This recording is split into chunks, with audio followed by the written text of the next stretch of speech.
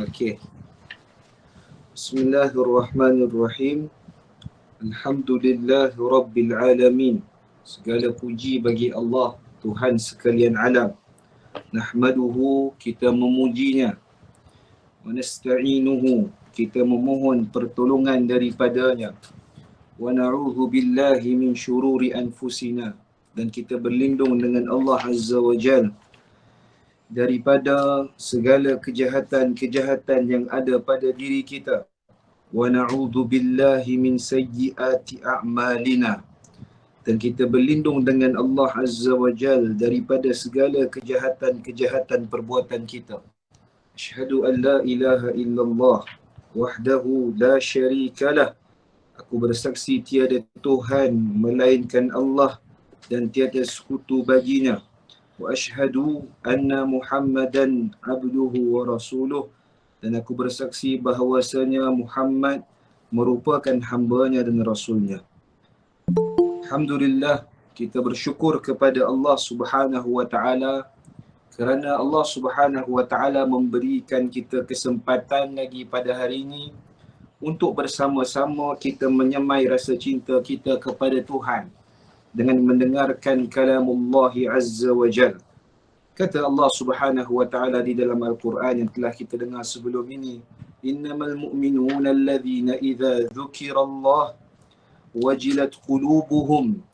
Sesungguhnya orang-orang mukmin itu apabila mana menyebut nama Allah Subhanahu wa taala bergetar hatinya. Wa idza tuliyat alaihim ayatuhu zadatuhum imana wa ala rabbihim yatawakkalun.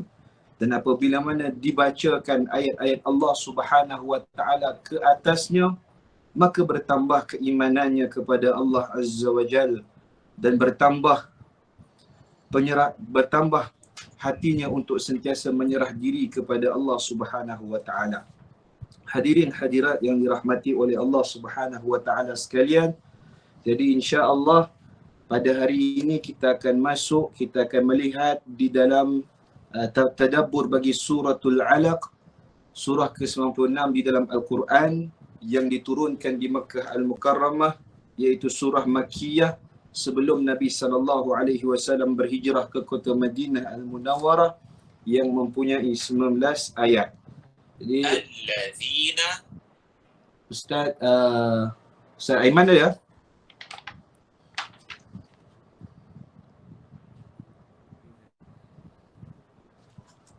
Ustaz Aiman tak ada hari ni? Ada. Ada, alhamdulillah. So kita minta Ustaz Aiman bacalah suratul Alaq insya-Allah.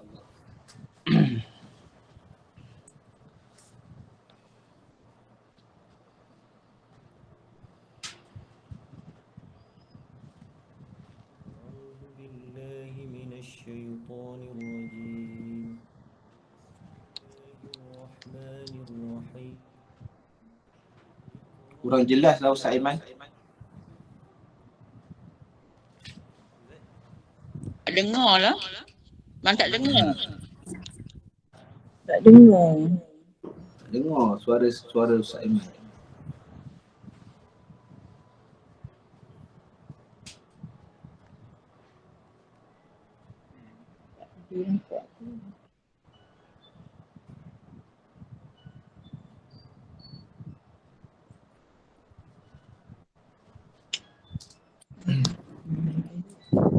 Bismillahirrahmanirrahim. Boleh jelas. Okey Ustaz Aiman. Okay. أعوذ بالله من الشيطان الرجيم. بسم الله الرحمن الرحيم.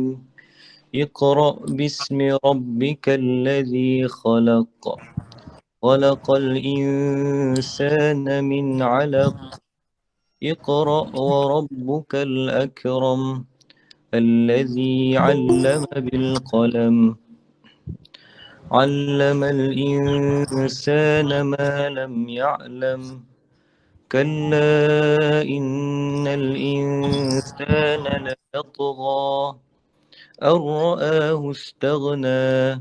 إن إلى ربك الرجعى أرأيت الذي ينهى عبدا إذا صلى أرأيت إن كان على الهدى أو أمر بالتقوى أرأيت إن كذب وتولى ألم يعلم بأن الله يرى كلا لئن لم ينته لنسفعا بالناصية ناصية كاذبة خاطئة فليدع ناديه سندع الزبانية كلا لا تطعه واسجد واقترب صدق الله العظيم.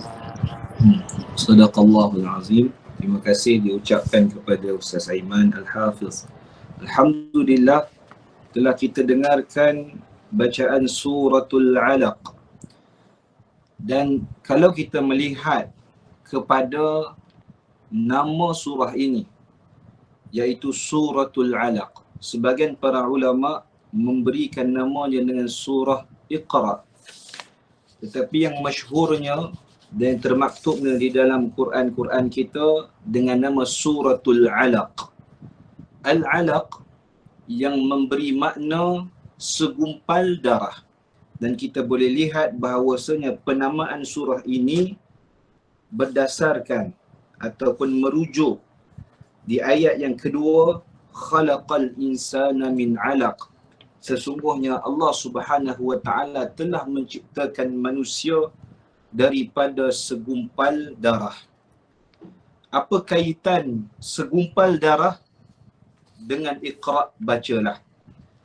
Kita boleh lihat bahawasanya suratul Alaq ini merupakan surah ataupun wahyu yang pertama yang Allah Subhanahu wa taala turunkan kepada baginda Nabi sallallahu alaihi wasallam ketika mana Nabi sallallahu alaihi wasallam sedang berkhalwat ataupun bertahannuth di dalam Gua Hira di kota Mekah Al-Mukarramah. Jadi ketika mana Nabi sallallahu alaihi wasallam berumur 40 tahun, Nabi sallallahu alaihi wasallam pada ketika itu di dalam Gua Hira pada bulan Ramadan, datanglah Jibril alaihi salam bertemu dengan Nabi sallallahu alaihi wasallam. Kemudian Jibril memeluk Nabi sallallahu alaihi wasallam sehinggalah Nabi sallallahu alaihi wasallam lemah dan merasa lemas. Lalu dilepaskan dan dikata Iqra, bacalah. Dan Nabi kata ma ana biqari, aku tidak tahu membaca. Kali kedua dipeluk sehingga lemah lalu dilepaskan. Disuruh Iqra, bacalah. Nabi kata ma ana biqari. Dan kali ketiga dipeluk lagi sehingga lemah lalu disuruh Iqra, bacalah. Nabi kata ma ana biqari, aku tidak tahu membaca. Maka turunlah ayat Allah Azza wa Jal, Iqra bismi rabbikal ladzi khalaq khalaqal insana min 'alaq Iqra wa rabbukal akram alladzi 'allama bil qalam 'allamal insana ma lam ya'lam. So pada awalnya wahyu yang diturunkan kepada Nabi ada 5 ayat lah. Dan kita boleh lihat selepas daripada itu apabila mana Allah Subhanahu wa taala menyebutkan kalla innal insana la yatgha, dan sehinggalah ke bawah ayat diturunkan pada waktu yang lain.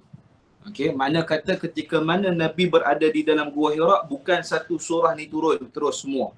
5 ayat yang pertama saja turun pada Nabi sallallahu alaihi wasallam, dan selebihnya nanti kita akan lihatlah bilakah ayat tersebut diturunkan.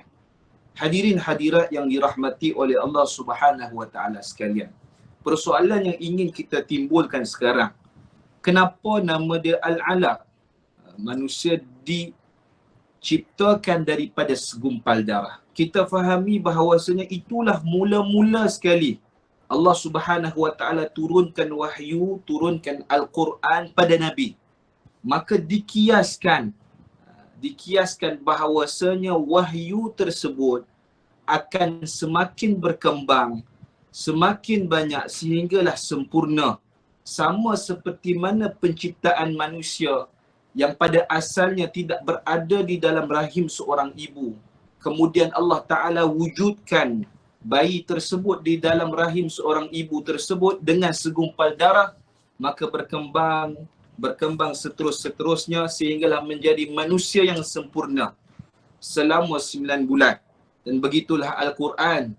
Tuhan nak kiaskan pada Nabi pada ketika itu, suratul Iqra ini ibarat al-alaq, segumpal darah, kemudian dia akan berkembang, semakin berkembang sehinggalah sempurna seperti mana yang kita tahu. Wahyu diturunkan secara beransur-ansur kepada Nabi SAW selama 22 tahun lebih ataupun hampir 23 tahun, barulah selepas daripada tu wafatnya Rasulullah SAW di kota Madinah Al-Munawwarah. Sebab tu nama dia Suratul Alaq. Sebelum ni mungkin kita tak tahu, tapi alhamdulillah hari ni kita tahu. Lepas ni boleh ceritalah, dia kiasan. Maksudnya Quran ni akan berkembang sedikit-sedikit sehingga sempurna. Manusia dalam perut selama 9 bulan. Al-Quran secara sempurnanya diturunkan selama 23 tahun beransur-ansur kepada Nabi SAW. Hadirin hadirat yang dirahmati oleh Allah Subhanahu wa taala sekalian. Tuhan mulakan surah ini dengan Iqra bismi rabbikal ladzi khalaq. Bacalah dengan nama Tuhanmu yang menciptakan. So, makna kata di dalam ayat ini menekankan kepada hamba-hamba Allah Azza wa Jalla untuk sentiasa mencari ilmu. Okay. Tuhan ketika mana wahyu diturunkan, dia tak terus suruh kita solat terus. Wahai manusia solat, wahai manusia puasa, wahai manusia zakat, wahai manusia berhaji. Dia datangkan dengan bacalah, carilah ilmu. Ini menandakan, mengisyaratkan kepada kita bahawasanya ilmu itu mengatasi segala ketaatan. Seseorang yang ingin melaksanakan ibadah kepada Tuhan dia, seseorang yang cuba ingin mendekatkan diri pada Tuhannya dengan apa saja amal kebaikan dan ibadah, tidaklah ia boleh dilakukan melainkan dia mempunyai ilmu-ilmu dahulu, barulah dia boleh lakukan dengan sempurna sesuai dengan apa yang Tuhan kehendaki daripada ibadah-ibadah yang dilakukan. Sebab itu Nabi SAW mengatakan, jika kita melakukan satu-satu perbuatan ibadah yang bukan daripada Nabi SAW, maka ianya akan tertolak. Segala ibadah yang kita lakukan, nak tahu macam mana, tidak lain dan tidak bukan kita kena rujuk apa yang Nabi SAW dah ajarkan kepada kita. Kalau satu-satu orang dia melaksanakan satu ibadah, solat ke, zikir ke, mengikut hawa nafsu dia, tanpa berpandukan apa yang Nabi buat, walaupun kita anggap baik, dia solat, tapi solat sampai 10 rakaat maghrib. Adakah betul solat dia? Tak betul. Sebab apa? Bukan begitu yang Nabi ajar. Ada orang dia solat subuh sampai 12 rakaat. Sah ke tidak? Tidak sah. Sebab apa? Tidak sama seperti mana yang Nabi SAW lakukan. Walaupun pada asalnya kita tengok, baiklah, solat sampai 10 rakaat, buat lebih. Tetapi sebenarnya tidak akan diterima kerana dia telah melanggar peraturan-peraturan ibadah yang telah diturunkan oleh Allah Subhanahu wa taala kepada kita. Dan dengan ilmu barulah kita faham kenapa kita lakukan satu-satu ibadah dan kenapa kita meninggalkan satu-satu larangan. Hadirin hadirat yang dirahmati oleh Allah Subhanahu wa taala sekalian. Maka dekat sini Tuhan tekankan kepada kita, apabila mana seseorang itu ingin menuntut ilmu, sentiasalah dia ini merasakan bahawasanya ilmu yang dia dapat, ilmu yang dia perolehi, bukan daripada usaha dia, tetapi tidak lain dan tidak bukan semuanya datang daripada Allah Subhanahu wa taala, kerana Dengan sebab itu Tuhan tekankan kita dengan dalam ayat ni, bacalah dengan nama Tuhanmu yang menciptakan. Dekat sini Tuhan tunjukkan kepada kita bahawasanya segala ilmu yang kau cari tidak lain dan tidak bukan semuanya datang daripada Tuhan, dan Allah Subhanahu wa taala akan memberikan ilmunya kepada mereka yang dikehendaki, mereka yang Allah Subhanahu wa taala hendaknya memperolehi ilmu itu semua dengan izinnya. Hadirin hadirat yang dirahmati oleh Allah Subhanahu wa taala sekalian. Ayat yang kedua juga menggambarkan kehebatan Tuhan dengan menciptakan manusia. Khalaqal insana min 'alaq. Sesungguhnya Tuhan menciptakan manusia daripada segumpal darah. Ini cerita keadaan seseorang yang berada di dalam rahim ibu, bermula penciptaannya daripada segumpal darah. Seorang bayi yang berada di dalam perut mak dia, ketika mana Tuhan menciptakan tubuh badannya, ada tangan, ada matanya, ada hidungnya, ada mulutnya, ada kakinya. Pada asalnya bayi-bayi ni, kita semua waktu dalam rahim ibu tak tahu apakah fungsi mata, apakah fungsi telinga, apakah fungsi mulut, apakah fungsi tangan, apakah fungsi bagi kaki. Dan pada ketika itu Tuhan menciptakan tanpa pengetahuan bayi itu sendiri ataupun tanpa pengetahuan manusia itu sendiri. Sehinggalah apabila mana seseorang itu dilahirkan ke atas muka bumi, maka barulah dia tahu, oh bahawasanya mata yang Tuhan ciptakan kepada aku waktu aku dalam perut tadi, rupanya untuk aku melihat. Telinga yang Tuhan ciptakan waktu aku dalam perut pada asal tadi, rupanya untuk aku dengar. Mulut yang Tuhan berikan kepada aku waktu aku dalam perut ibu aku, rupanya untuk aku bercakap. Dengannya ada pada aku waktu diciptakan ketika mana aku dalam perut mak aku, rupanya untuk aku memegang satu benda dan menggerakkan satu-satu benda. Dan kaki yang Tuhan ciptakan ketika mana aku dalam perut mak aku, rupanya untuk aku berjalan. Tidak lain, tidak bukan kita tahu selepas daripada itu. Sebab itu antara kata munasabahnya ayat Tuhan turunkan kepada kita nak kaitkan dengan ilmu ni, bahawasanya setiap ilmu yang kita pelajari pada awalnya, mula-mula kita tak tahu ilmu aku buat ni untuk apa ya. Tapi selepas daripada tu akan ada satu masa yang bahawasanya dengan ilmu yang kita ada baru kita tahu, oh dengan inilah ilmu yang aku ada sebelum ni rupanya untuk ni. Hatta apa sahaja yang berlaku dalam kehidupan kita, kadang-kadang diberi pengetahuan akan hal tersebut. Berlaku satu-satu benda, kita tak nampak apa hikmah dia, apa iktibar dia. Tetapi selepas daripada tu, baru kita nampak, oh inilah hikmah yang Tuhan nak bagi tahu kepada kita. Begitulah ilmu. Kadang-kadang kita pelajari ilmu sekian, kita tak nampak lagi bila kita nak amalkan. Tapi pada satu masa, Masya Allah, Tabarakallah, rupa-rupanya ilmu yang telah kita pelajari tersebut akan beri manfaat kepada kita. Hadirin hadirat yang dirahmati oleh Allah Subhanahu wa taala sekalian. Kemudian di dalam ayat yang ketiga, Allah Subhanahu wa taala menyebutkan kepada kita, Iqra wa rabbukal akram. Bacalah dan sesungguhnya Tuhanmu lah yang maha mulia. Ini terangkan kepada kita lagi satu benda lah. Apabila mana seseorang itu mempelajari satu-satu ilmu, ada dua ni, kita terang satu-satu. Apabila mana seseorang itu mempelajari satu-satu ilmu, telah banyak ilmu dia pada satu-satu masa, ketahuilah bahawasanya engkau hanyalah seorang manusia, tak lebih mulia daripada Tuhan yang telah memberi ilmu kepada engkau.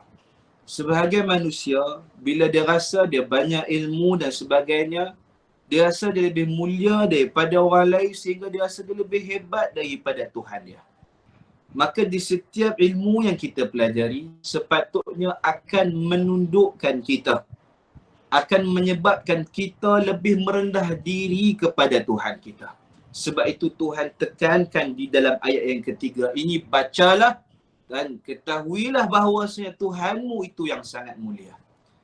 Dan di dalam tafsiran yang lain menerangkan bahawasanya Allah ini maha mulia, maha kasih bagi mereka yang melakukan satu-satu perkara, mana kata dia tersalah buat dosa ataupun tersalah buat kesilapan.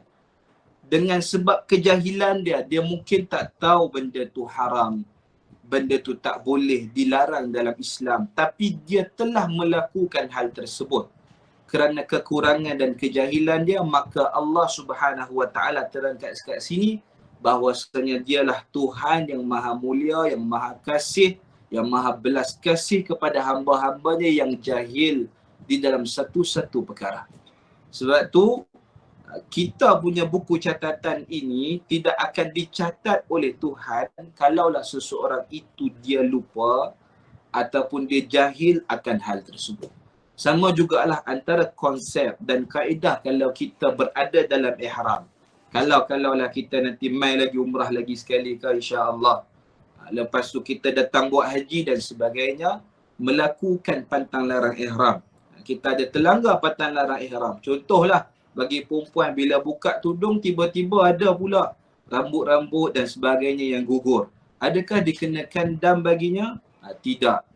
Dalam hal pantang larang ihram ni, kalau kita terlupa, tak sengaja dan jahil, maka pantang ataupun dam yang dikenakan ke atas orang yang melanggar pantang larang ihram tersebut tidak akan dikenakan. Melainkan dia lakukan dengan pengetahuan dia. Mana kata dia saja-saja cabut bulu rambut dia ke dan sebagainya, saja-saja gunting dia nak potong kuku dia dan sebagainya, ini baru dia kenakan dam. Tapi kalau dia terlupa misalnya, tak sengaja, contoh macam saya kata tadilah, buka tudung tiba-tiba ada helai-helai rambut, adakah dikenakan dam? Tidak dikenakan dam. Ataupun bagi lelaki tengah-tengah dalam ihram, terlupa dia pakai kopiah, lepas tu tak dikenakan dam. Ataupun dia pakai kopiah, dia tak tahu tu merupakan daripada pantang larang ihram. Bila dia tahu, dia tahu buka, maka ini juga tidak akan dikenakan dam baginya. Okay? So Tuhan dia maha mulia, maha kasih kepada hambanya. Walaupun seseorang itu dia jahil dalam satu-satu benda dan dia telah melakukan hal tersebut yang pada asalnya boleh mengundang kemurkaan Tuhan, tapi disebabkan dia jahil akan benda tersebut, Allah Subhanahu Wa Taala Maha Pengampun lagi Maha Mengasihani. Hadirin hadirat yang dirahmati oleh Allah Subhanahu Wa Taala sekalian, dan ayat yang kelima bagi tahu pada kita lah, 'allamal insana ma lam ya'lam. Ketahuilah bahawasanya Tuhanlah yang mengajarkan manusia, yang memberi kepada ilmu kepada manusia berkenaan dengan apa yang dia tidak tahu. Sesuatu benda yang kita tahu, walaupun tahu basuh baju contohnya, tahu contoh untuk masak goreng pisang contohnya, semua ada ilmu-ilmu dia. Semua ini tidaklah kita tahu, melainkan Allah Azza wa Jalla yang mengajarkan kita ilmu itu. Walaupun pada asalnya kita belajar memasak ni daripada mak kita. Kita dah rasa resipi aku buat ni daripada mak ayah aku dulu. Dia apa yang dia ajak pada aku. Tetapi sebenarnya tidak. Sekecil-kecil ilmu yang kita pelajari, ketahuilah bahawasanya semua ini daripada Tuhan, dan Tuhanlah yang akan mengajar kita perkara-perkara yang kita tidak ketahui. Dan menariknya, 5 ayat yang utama ini terangkan kepada kita bahawasanya Al-Quran, apabila mana seseorang itu membacanya, mempelajarinya, mendalaminya, bahawasanya dia itu akan masuk di dalam segenap disiplin ilmu di dalam dunia ni. Sebab apa? Dalam Al-Quran terangkan kita banyak benda. Dalam Quran kita boleh lihat Allah Subhanahu Wa Taala ceritakan kepada kita berkenaan dengan hari kiamat. So kita benda yang akan datang, kita tak tahu, Tuhan bagi tahu pada kita. Dalam Quran juga cerita kepada kita sirah-sirah Nabi, sejarah-sejarah sebelum ni. Kita tak baca, kita tak tahu, tapi bila kita baca, baru kita tahu apa yang berlaku pada kaum-kaum yang telah mendustakan nabi-nabinya, telah mendustakan Allah dan berpaling dengan Allah Subhanahu Wa Taala. Dalam Quran juga cerita berkenaan dengan ayat-ayat kauniyah, cerita berkenaan dengan penciptaan langit dan bumi, cerita berkenaan dengan bintang, kan? Semua was-sama'i dzatil buruj, was-sama'i wat-tariq. Apabila mana kita mengkajinya, kita lihat ayat-ayat ayat-ayat tersebut, maka kita telah secara tidak langsung rupa-rupanya kita telah mempelajari semua disiplin ilmu, baik yang sains ke, sejarah ke, bahasa ke dan sebagainya. Hatta matematik pun ada juga. Dekat mana? Dekat surah Nisa. Allah Ta'ala ada terang berkenaan dengan pewarisan, kadar pewarisan harta kepada ahli-ahli yang boleh, ahli-ahli waris yang akan menerima harta-harta tersebut. So Al-Quran ni sangat lengkap lah, menceritakan semua rutin ataupun apa yang kita perlukan di dalam kehidupan kita. So kalau kita tahu semua ni datang daripada Tuhan, adakah kita masih lagi nak merasakan kita ni bagus sangat, nak rasa kita pandai sangat dan sebagainya? Nak pula orang yang belajar agama lah, macam kami ni, macam saya ni, kalaulah dengan ilmu yang kita belajar ni, kita rasa duk mulia, kita rasa kita duk guru dan sebagainya, orang kena hormat aku, orang kena beradab dengan aku, sampai kita rasa kita lebih hebat daripada Tuhan, maka ia akan tertolak sama sekali lah, kerana dia rasa dia lebih besar daripada Allah Azza wa Jalla. Okay. Hadirin hadirat yang dirahmati oleh Allah Subhanahu wa taala sekalian. Okey. Masuk pula ayat yang ke-6. Kalla innal insana la yatgha. Maksudnya sesekali tidak, kalau terjemahlah. Tapi maksud bahasa Arab ni, ya memang betul, macam itulah. Nak kata macam itulah. Kalla innal insana la yatgha. Sesungguhnya manusia ni dia melampaui batas. Tuhan dekat sini dia tunjukkan kita dua golongan. Pertama, orang yang berilmu kepada Allah Subhanahu wa taala. Bila mana dia berilmu kepada Allah Azza wa Jalla, dia berilmu dengan ilmu yang sangat banyak, tapi dengan ilmu dia pada akhirnya nanti tiba-tiba akan menyebabkan dia ni melampaui batas. Untuk rasa dia baguslah. Sebenarnya ayat ni tuan-tuan dan puan-puan yang dirahmati oleh Allah Subhanahu wa taala sekalian, diturunkan ketika mana apa yang ingin dilakukan oleh Abu Jahal kepada Nabi sallallahu alaihi wasallam. So daripada ayat yang nombor 6 ni sehinggalah ayat yang ke-17. Okey, lebih kurang sampai daripada 6 sampai ke-17 ni, ia merujuk kepada sifat-sifat dan apa yang akan berlaku kepada Abu Jahal. Jahal ni maksudnya lawan bagi orang yang berilmu, orang yang bodoh lah. Abu Jahal, bapa kepada segala kebodohan. Abu Jahal ni siapa? Yang banyak menentang Nabi, yang banyak menyakiti Nabi SAW ketika mana Nabi SAW mula-mula menyebarkan dakwah di kota Mekah Al-Mukarramah. So menariknya ayat ni, Tuhan nak tunjukkan kepada kita. Sedangkan sebelum ni lah, Abu Jahal ni dia ada satu gelaran. Orang-orang jahiliah panggil dia dengan Abul Hakam. Orang yang paling bijaksana sekali. Yang paling berhikmah sekali. Kenapa berhikmah? Dia ni bila mana bersyair, ucapan-ucapan dia sangat-sangat kemas lah. Bahasa dia cantik dan sebagainya. Penuh hikmah, peribahasanya, simpulan bahasanya. Sebab orang pada ketika itu mereka menilai satu-satu orang ni mengikut kepetahan dan hujah mereka lah. Dan syair-syair mereka yang mereka lontarkan. Maka Abu Jahal termasuk daripada orang tersebut. Dan gelaran yang dulunya Abul Hakam, kemudian selepas daripada itu orang panggil dia apa? Abu Jahal, bapa segala kebodohan. Kenapa? Asalnya mulia. Asalnya mulia dengan ilmu yang dia ada, orang muliakan dia. Tapi dengan ilmu tersebut, kalau dia berpaling kepada Tuhan, dia melampaui batas, dia rasa dia bagus lagi daripada orang lain. Dia rasa dia bagus lagi daripada apa yang Allah Ta'ala telah turunkan kepada Nabi Muhammad SAW, maka dia jadilah sehina-hina manusia. Sebab peristiwanya berlaku apabila mana ketika mana Abu Jahal, dia ada kaitan lah kalau kita tengok daripada ayat yang ke-6 ni sampai yang ayat ke-17.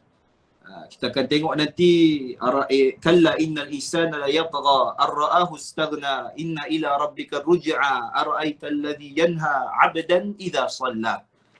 Kamu akan lihat mereka, dia yang menghalang seseorang hamba itu yang merujuk kepada Nabi apabila mana dia solat. Cerita dia apabila mana Abu Jahal ini Bila mana Nabi SAW nak melaksanakan solat di Kaabah pada ketika itu, dan ni cerita ni kita dah pernah dengar dah sebelum ni kan. Bila mana Abu Jahal pada ketika itu dia nak larang Nabi SAW solat di depan Kaabah. Maka dia katalah kat kawan-kawannya, dia kata, aku bila nampak saja Muhammad ni solat depan Kaabah, aku nak letak batu dekat atas belakang dia. Dia sujud nanti, aku nak letak batu kat atas belakang dia, dia biar sampai muka dia ni tertunuh dekat atas tanah. Lebih kurang begitulah di dalam Sahih Muslim. Dan bila mana Nabi masuk saja dalam Masjidil Haram, pergi kat Kaabah dan salat, dan ketika mana Nabi SAW nak sujud, tengah sujud, waktu tu Abu Jahal datang nak letakkan batu di atas belakang Nabi. Tetapi sebelum dia nak letakkan, apa yang berlaku, tiba-tiba dia terkejut. Tak bergerak langsung pun. Sebab apa? Dalam riwayat mengatakan bahawa di antara, saya ingatkan kawan-kawan Abu Jahal tanya, kenapa kau sampai terkejut tadi? Tak letak pun batu. Tadi sembang sangat kan, tapi tak letak batu pun. Dia kata, sebelum aku nak sampai pada Muhammad tadi, aku nampak ada satu parit yang besar, dan dalam parit tersebut ada api yang menyala-nyala. Menyebabkan aku terkejut dan aku tak mau letak dia batu tersebut ke atas kepala Nabi SAW. Okay, so ayat tadi diturunkan disebabkan perbuatan Abu Jahal ke atas Nabi SAW, yang dia tadi Abu Jahal nak letak batu dekat atas belakang Nabi SAW. Dan dalam riwayat mengatakan, Sahih Muslim mengatakan, Nabi kata, kalaulah dia dekat lagi dengan aku, kalau dia dapat dekat lagi dengan aku, ketahuilah malaikat akan sambar dia, tarik dia, heret dia lah untuk menyeksa dia. So Allah Subhanahu Wa Taala sangat menjagalah kekasihnya dan orang yang dekat dengan Allah Subhanahu Wa Taala. Dan tuan-tuan dan puan-puan yang dirahmati oleh Allah, kita lihat balik tadilah, kalla innal insana la yatgha. Memang benar sekali. Kalau terjemahan, kalau kita tengok kitab terjemahan, dia kata sesekali tidak. Tapi Al-Imam Hasan Basri, bila mana dia mentafsirkan maksud kalla ni adalah haqqa, sangat-sangat benar. Manusia ni, dia sangat-sangat, manusia ni benar-benar melampaui batas. Ayat yang ketujuh Tuhan kata apa? Ar-ra'ahu istaghna. Apabila mana dia rasa diri dia cukup segala benda. Sebab tu dia merujuk kepada Abu Jahal. Contoh, orang yang ada ilmu pada asalnya, dia kaya dengan segala harta benda yang dia ada. Bila mana dia rasa semua yang dia ada ni dengan usaha dia dan kehendak dia, ilmu yang dia dapat semua dengan kepandaian dia, bukan dia lihat bahawasanya semua ini datang daripada Allah, maka manusia itu akan jadi seperti mana Abu Jahal yang akan melampaui batasan-batasan Tuhan. Hadirin hadirat yang dirahmati oleh Allah Subhanahu Wa Taala sekalian. Dan Abdullah bin Mas'ud radhiyallahu anhu ada menyebutkan, apabila mana ayat ni menerangkan kepada kita bahawasanya merujuk kepada dua jenis orang. Dua jenis orang yang tak pernah kenyang. Dua jenis orang yang tak pernah kenyang. Siapa dia? Orang yang menuntut ilmu dan orang yang mengejar dunia. Dan Mas'ud kata ada dua jenis golongan. Pertama, dua jenis golongan yang tidak pernah kenyang. Kenyang ni kiasan lah, bukan kenyang sebab makan ni. Okay. Dua jenis orang yang tidak pernah kenyang. Pertama, orang yang menuntut ilmu. Kedua, orang yang mencari ataupun kejar dunia. Dia kata apa? Kedua-dua golongan ini tidak sama. Adapun orang yang menuntut ilmu, tak pernah puas dengan ilmu yang dia cari. Dia duk cari lagi. Tak tahu dia cari lagi. Maka ketahuilah dengan sebab dia mencari ilmu, tak puas mencari ilmu tersebut, akan bertambah-tambah lagi redha Rahman, redha Tuhan kepada dia. Dan Abdullah bin Mas'ud berkata, innama yakhshallaha min ibadihi ulama. Sesungguhnya orang yang paling takut dengan Allah Subhanahu Wa Taala daripada kalangan para ulama. Ulama ni merujuk kepada orang yang berilmu. Siapa yang nak tambah takut dia kepada Tuhan, tak lain tak bukan dia kena cari ilmu sungguh-sungguh. Makin bertambah ilmu dia, makin bermanfaat ilmu yang dia cari, makin lama makin dia takut kepada Tuhan dia. Dan Abdullah bin Mas'ud kata, dan orang yang menuntut dunia, duk kejar dunia sepanjang hidup dia, sampai dia lupa hakikat dia hidup di dunia ni untuk apa. Ketahuilah bahawasanya dia itu golongan orang-orang yang telah melampaui batas. Kemudian Abdullah bin Mas'ud kata, kalla innal insana la yatgha ar-ra'ahu istaghna. Istaghna ni maksudnya dia dah kaya lah dengan harta benda dia dan sebagainya. So dekat sini antara tafsir yang lain, apa yang kita boleh tadabbur juga, seseorang yang mana apabila mana dia telah menguasai dunia ataupun memiliki segala kenikmatan dunia, rumah dia besar, duit dia banyak, kereta dia banyak dan sebagainya. Satu-satu masa kalau dia duk rasa harta yang dia dapat tu semua daripada usaha dia, bukan daripada Tuhan, dia akan mencampakkan orang tersebut ke dalam golongan yang melampaui batas. So dengan harta yang kita ada, kita jaga-jagalah. Apa sahaja kekayaan yang kita dapat, kenikmatan di dunia ini, sentiasalah ketahui bahawasanya tidak lain dan tidak bukan semuanya datang daripada Tuhan. Kalau tidak, kita akan jadi macam Abu Jahal yang mempunyai kuasa, orang hormat dia, jawatan dia tinggi dekat kota Mekah pada ketika itu. Dia pula orang yang berpengaruh, dia pun orang yang kaya juga. Dan dengan sebab tu dia melampaui batas. Hadirin hadirat yang dirahmati oleh Allah Subhanahu wa taala sekalian. Dan kemudian di dalam ayat yang kelima, Allah Taala menyebutkan, ara'aital ladzi yanha 'abdan idza shalla. Adakah dia tidak melihat bahawasanya, ataupun kalau kita boleh terjemah, bagaimana pendapat kamu? Apakah pendapat kamu tentang orang yang melarang satu-satu hamba Allah Subhanahu wa taala melaksanakan salat?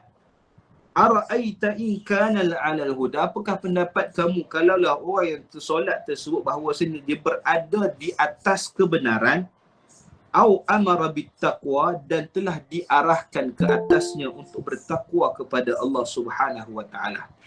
Kat sini Tuhan nak bagi tahu kepada kita lah, amaran kepada kita, bahawa melarang kita untuk tidak sesekali melarang satu-satu orang yang mana ingin mentaati Allah Subhanahu wa taala. Jadi setiap perbuatan kita yang mengundang kepada satu-satu ibadah itu dilarang untuk dilakukan, ataupun satu-satu ibadah itu terhalang untuk dilakukan. Apa saja kebaikan lah, contoh ada orang nak sedekah dan sebagainya, kita larang, kita pun kata duk hasut dia, tak payahlah kau nak pergi sedekah ke ada kan, tak menipu ke dan sebagainya kan.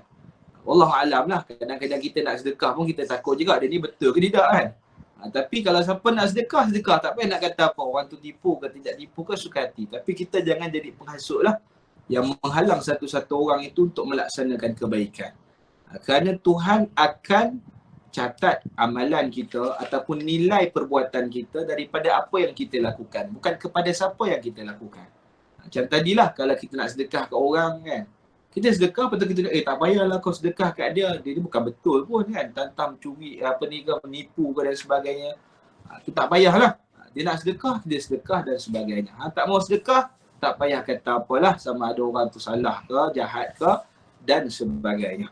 Itu contohlah saya bagilah. Banyak lagi lah ibadah-ibadah ataupun kebaikan-kebaikan. Jika mana dilaksanakan, kita jangan jadi orang yang menghasut satu-satu orang ataupun menghalang perkara tersebut untuk tidak dilakukan.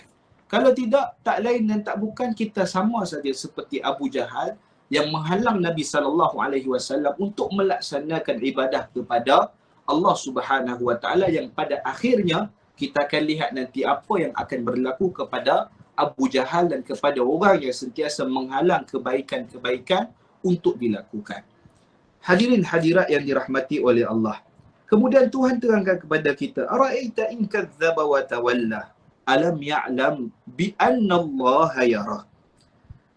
Ayat ke-13. Apakah pendapat kamu jika dia yang melarang tersebut, melarang melakukan perbuatan-perbuatan tersebut, yang mendustakan Tuhan dan berpaling kepada Tuhan, tidaklah dia mengetahui bahawasanya Allah Subhanahu wa taala melihat segala perbuatan-perbuatannya.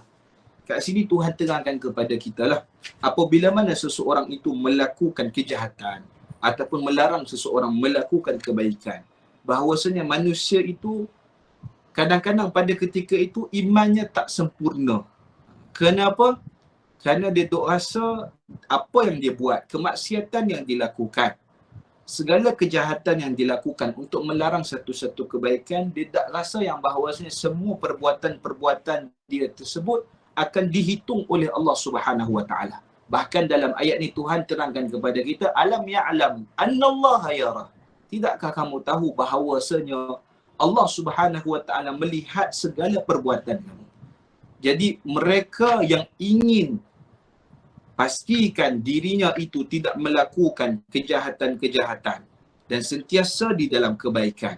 Benda pertama yang dia perlu jaga-jaga, yang dia perlu yakini di dalam hatinya, ketahuilah bahawasanya Tuhan melihat segala perbuatannya.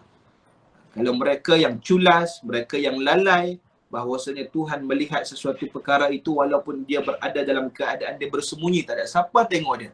Dia duduk sorang-sorang saja buat maksiat tu. Kalau dia duk rasa Allah Ta'ala lihat dia, pasti dia akan jauh daripada melakukan perkara-perkara yang dimurkai Allah. Ada pun orang yang kurang imannya, maka dia akan melakukan kejahatan, baik sama ada dia bersendirian ataupun di dalam keadaan terang-terangan orang boleh lihat kejahatan yang dia lakukan. Maka orang yang beriman ni dia ada sifat malu sentiasa. Dia malu pada Tuhan dia. Aku buat ni Allah Ta'ala tengok aku. Tak malu ke? Kan? Dengan rezeki yang Tuhan dah berikan macam-macam, masih lagi kita melakukan perkara-perkara kemaksiatan kepada Allah Subhanahu Wa Taala. Kemudian dalam ayat yang ke-15, kalla la illam yantahila nasfa'an bin nasiyah. Ayat ke-15 memberi makna sesekali tidak, yang ini benar, ini sangat benar. Sesungguhnya dia tidak berhenti berbuat demikian. Nescaya kalaulah dia seseorang itu tidak melakukan perkara-perkara, dia masih lagi melakukan perkara-perkara tersebut, dia duk rasa dia buat ni semua tidak akan ada lagi, tidak ada balasan yang dia akan terima nanti di hari akhirat nanti, ketahuilah lanasfa'an bin nasiyah, kami akan tarik ubun-ubun dia masuk ke dalam neraka. Sebab tu kalau kita tengok dalam kajian sains, ubun-ubun ni dia macam tempat utamalah untuk seseorang itu membuat pilihan. Sama ada dengan ilmu yang dia ada tu, dia melakukan perkara yang baik ataupun melakukan perkara yang buruk. So tempat ilmu berada di ubun-ubun. Menariknya Tuhan ketengahkan lanasfa'an bin nasiyah. Nasiyah, sebut betul-betul lah sad nasiyah. Kadang-kadang kita baca nasiyah dengan huruf sin. Nasiyah ni maksudnya pelupa.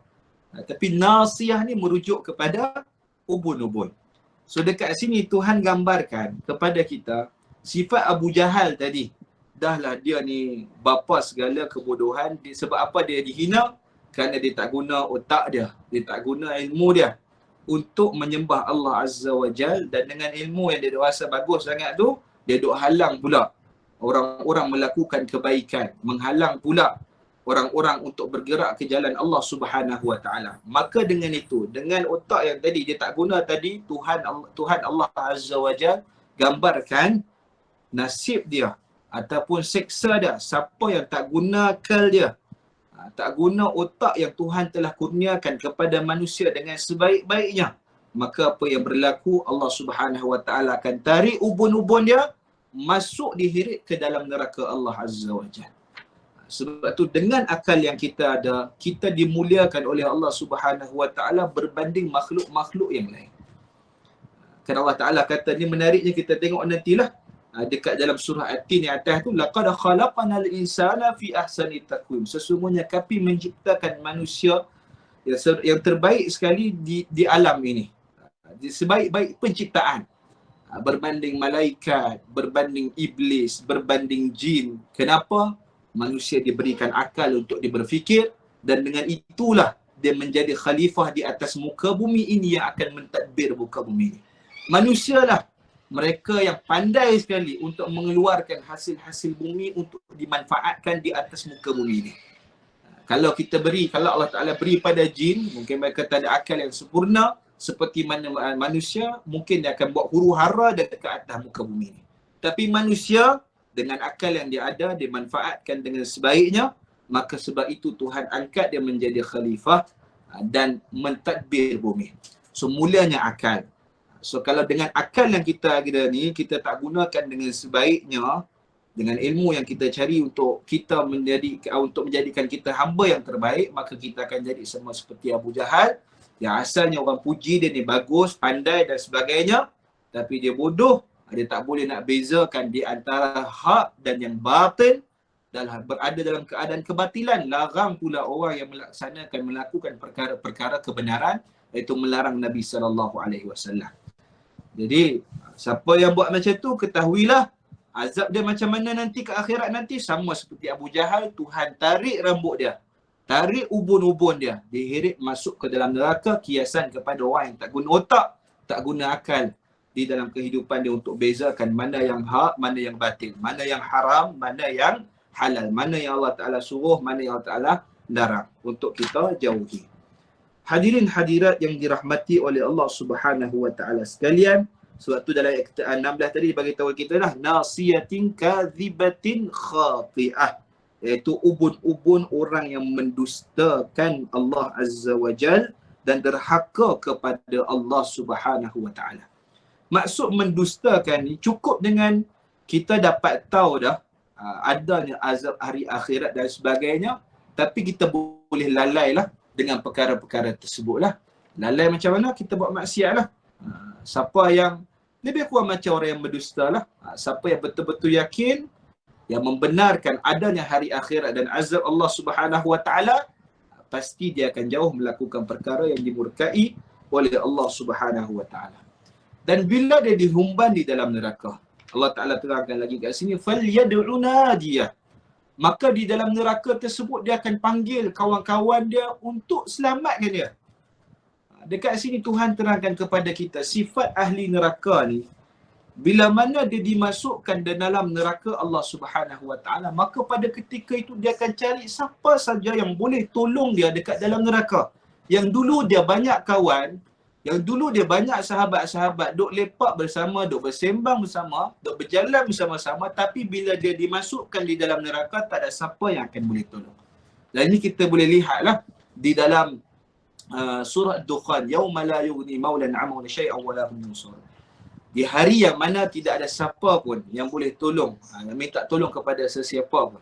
Yang dulu dia ada orang kawan, pada hari tersebut tak ada siapa yang akan boleh tolong dia. Hadirin hadirat yang dirahmati oleh Allah, maka beruntunglah mereka yang mempunyai sahabat-sahabat yang baik. Mereka sahabat-sahabat yang mengajak kepada kebenaran. Macam kita ni insya-Allah kan bagi tahu, jangan lupa malam ni ada kuliah. Hadiri sama-sama, kita nak dengar kuliah. Jangan lupa ni pergi solat kat masjid, jangan lupa solat duha, jangan lupa solat sunat witir. Kawan-kawan ni lah yang kita nak dan kita kena pegang dia bersama. Kalau kita duduk berkawan dengan orang yang sentiasa melalaikan kita, ia sangat-sangat rugilah. Tak kawan saya ada kawan Arab lah dekat dalam grup WhatsApp saya, setiap hari, setiap malam. Setiap hari pagi dia akan beritahu solat duha. Dia tulis dia, solat duha. Malam pula lepas isyak, sekali dia tulis solat witir. Macam tu je, hari-hari saya tengok dia buat. Walaupun sekecil-kecil perkara je, tuan-tuan dan puan-puan dirahmati oleh Allah, bahawasanya Allah Subhanahu wa Ta'ala akan nilai perkara tersebut dan akan masukkan di dalam hasanat dan kebaikan-kebaikan yang dilakukan. Sebab tu Nabi kata, sampaikanlah daripada aku walaupun satu ayat. Tak payah ceramah panjang-panjang pun tak apa, kita jangan ingatkan kawan-kawan kita, ingatkan anak-anak kita, ingatkan isteri kita, suami kita. Jangan lupa solat witir, jangan lupa solat duha, jangan lupa solat kat masjid dan sebagainya lah. Okey, supaya kita sentiasa bertolong-tolong ataupun saling tolong-menolong di dalam kebaikan dan menjauhi kemungkaran. Tadi dalam neraka dia panggil apa? Falyad'u nadiyah sanad'u zabaniyah. Hang panggil kawan-kawan hang minta tolong dalam neraka, tapi ketahuilah kami sanad'u zabaniyah, kami akan panggil zabaniyah. Zabaniyah ni siapa? Malaikat zabaniyah yang akan menyeksa mereka yang berada di dalam neraka. Az-zabaniyah daripada perkataan zabana.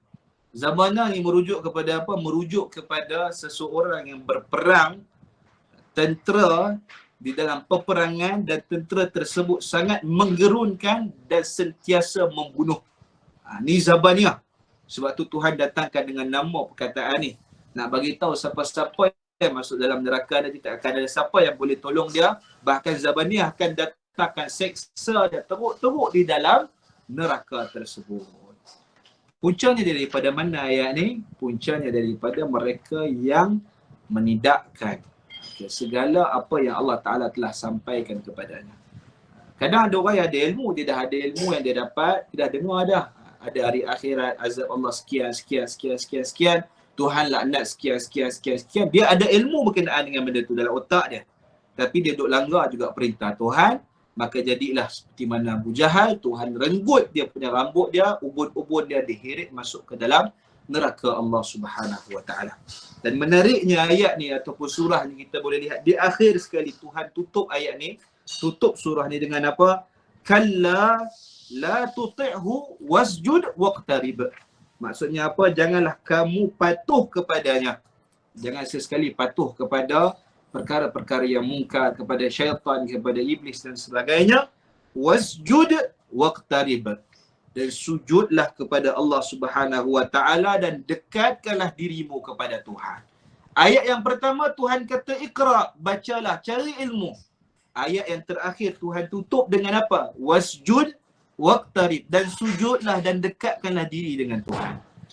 Jadi matlamat terbesar seseorang itu yang mencari ilmu tak lain dan tidak bukan untuk meletakkan dahinya dan mukanya di atas tanah, sujud kepada Allah Subhanahu Wa Taala, mengisytiharkan kebesaran Allah Subhanahu Wa Taala dan semakin dekat diri dengan Tuhan.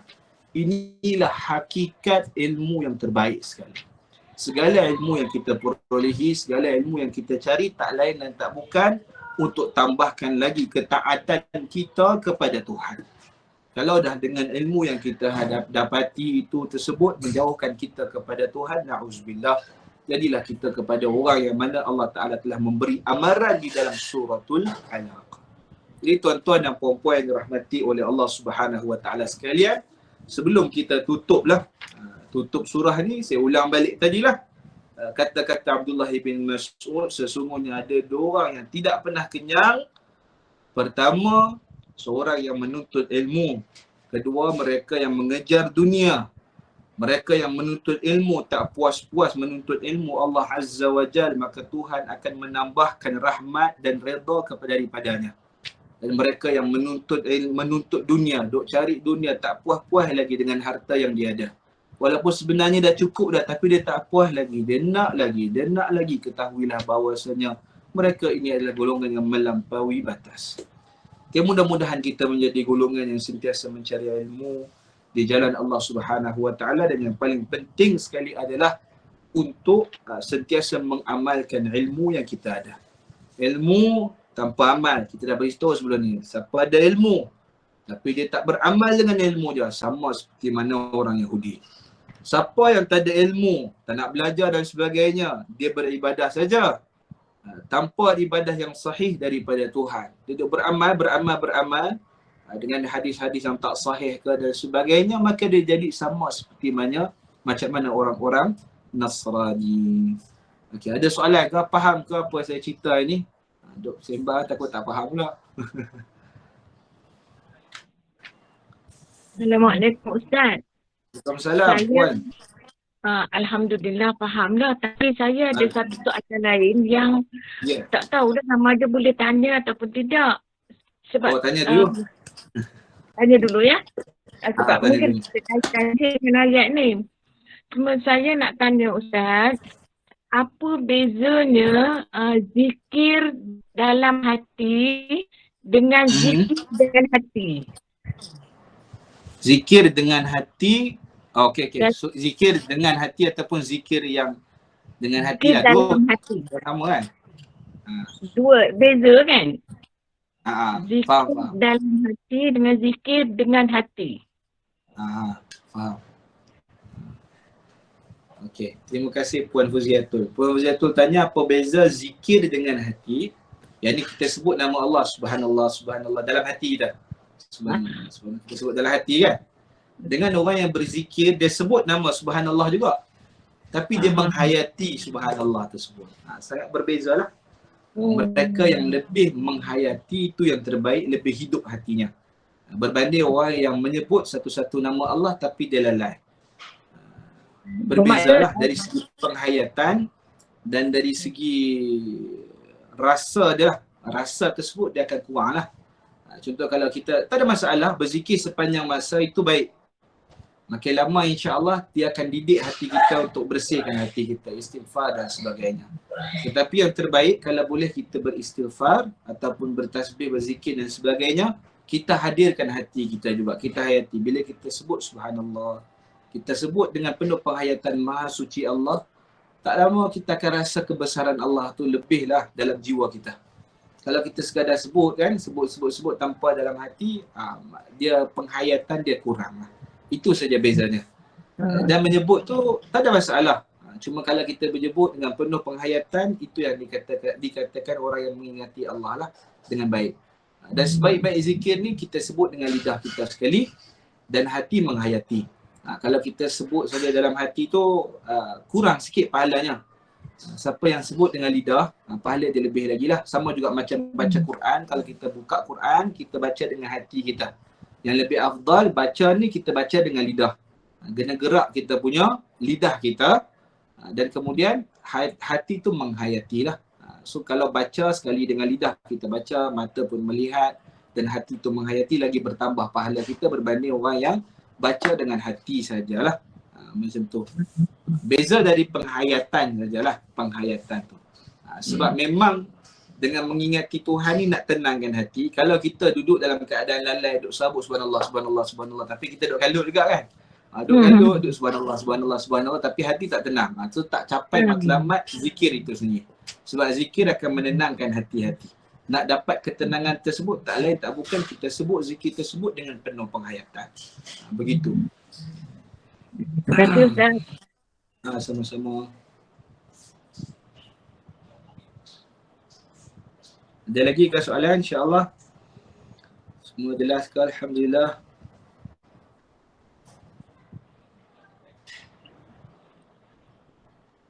Jelas ya? Kalena dah. Alhamdulillah. Jelas. Okey. Jadi insyaAllah minggu depan, minggu depan berapa bulan ya? Oh, sempat lagi insyaAllah. Sebab saya mungkin 24 ke 25 kami ada daurah di Madinah selama seminggu. Daripada Jumaat ke Jumaat lah. Jadi terkenalah waktu hari-hari kita belajar lah. Sebab kuliah tersebut start lepas asar. Kita pun lepas asar jugalah ikut waktu Malaysia kan. Jadi nanti saya maklumkan balik lah untuk 2 Jumaat yang seterusnya nanti yang di akhir bulan November ni. Mungkin kita akan berhenti sekejap dan kita akan sambung pada minggu yang seterusnya insyaAllah. Okey, jadi minggu depan ada lagi insyaAllah, mungkin minggu satu lagi insyaAllah. Kita tutup majlis kita dengan kafaratul majlis dan suratul asr insyaAllah. Subhanakallahumma wa bihamdika asyhadu an la ilaha illa anta astaghfiruka wa